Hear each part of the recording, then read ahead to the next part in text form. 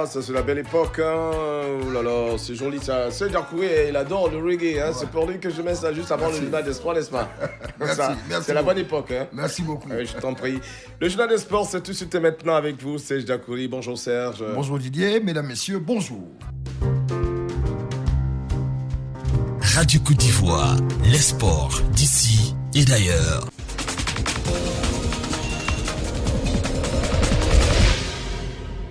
Bonjour à tous. Du football sur le continent pour ouvrir ce journal avec les compétitions interclubs de la CAF. Deuxième tour, retour des préliminaires de la Ligue des Champions. La SEC Mimouza éliminée de cette compétition. En déplacement en Algérie pour ce deuxième tour des préliminaires, les Jaunets Noirs ont chuté 2-0 hier dimanche, battus par le représentant algérien, le CRS Belouizdad. Défait il y a une semaine à Abidjan par la SEC Mimouza, Belouizdad, avec cette victoire, a repris la manche en gagnant les Mimosas hier à Alger 2-0. Avec donc les deux résultats cumulés, la CS sort de cette compétition de la Ligue des Champions est reversée au tour de cadrage. Belouizdad est donc qualifié pour la phase de poule. Quelques résultats des autres équipes qualifiées. Oroya de Guinée a obtenu son ticket en s'imposant 2-1 face au Stade malien. À l'aller, victoire, les Guinéens au Mali 1-0. Oroya continue l'aventure. Le tenant du titre à la Ligue d'Égypte, succès sans bavure, 6-1 sur l'USN de Niger. Avec donc ce résultat, la Ligue continue. Sétif d'Algérie également, vainqueur 2-0 du FC Nouadhibou de Mauritanie.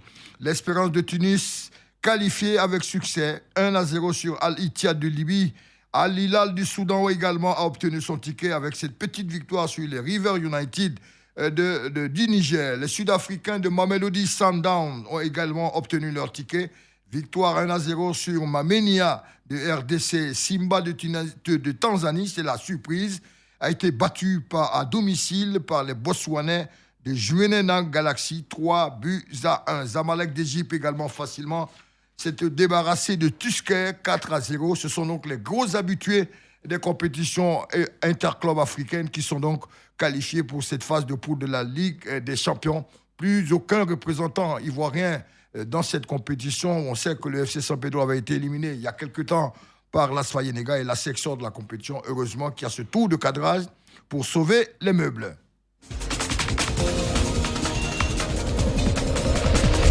On reste toujours sur le continent avec cette fois-ci le football au féminin éliminatoire de la CAN 2022 au Maroc en dames. Côte d'Ivoire, Niger, c'est aujourd'hui au stade Robert Champrou. Après une belle victoire à Niamey il y a une semaine, 9-0 sur ce représentant nigérien, la sélectionneuse Touré Clémentine et sa troupe reçoivent ce même adversaire cet après-midi au stade Robert Champrou de Marcory. Avec cette avance confortable, les éléphants sont bien partis pour accéder au second tour, sauf vraiment surprise désagréable.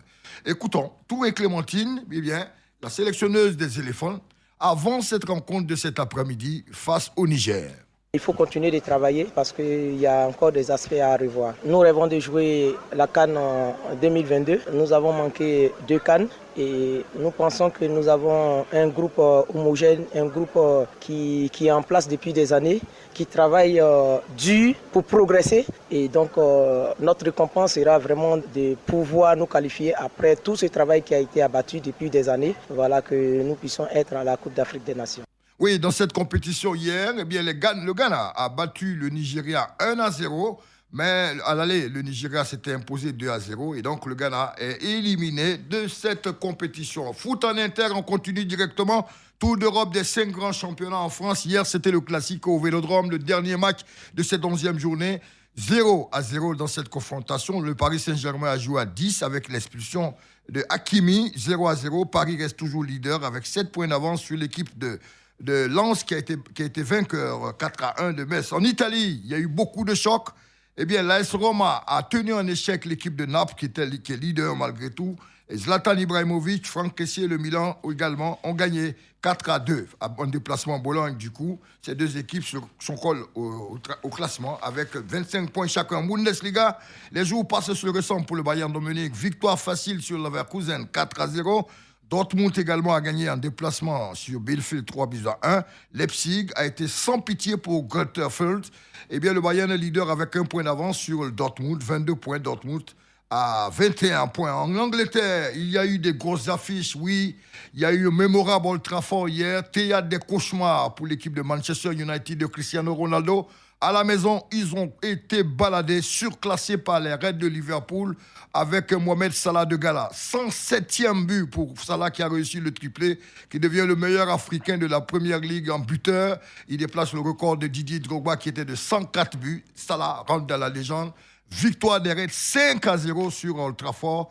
Il semble que l'entraîneur de Manchester aura ses jours comptés. L'équipe de Chelsea la veille a gagné 7-0.